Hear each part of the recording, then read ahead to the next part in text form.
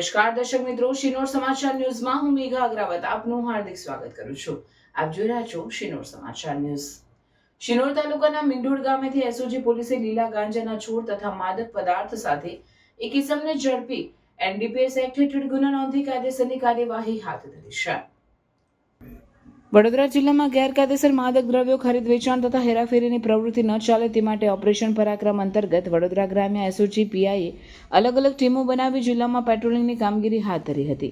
તે દરમિયાન એસઓજીની ટીમને બાતમીદારથી બાતમી હકીકત મળી હતી કે શિનોર તાલુકાના મિંઢોળ ગામે રહેતા રમણભાઈ પાટણવાડિયા પોતાની માલિકીના વાડામાં તથા કબજા ભોગવટા રહેણાંક મકાનમાં નશાકારક વનસ્પતિજન્ય માદક પદાર્થ ગાંજાના છોડનું વાવેતર કરી ગાંજાનું સેવન તથા વેચાણ કરે છે.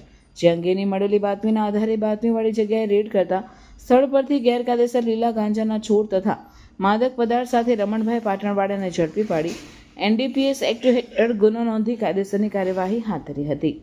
રિપોર્ટર જેશલ વસાવા સાથે સંજય ખત્રી, શિનોર સમાચાર ન્યૂઝ, શિનોર.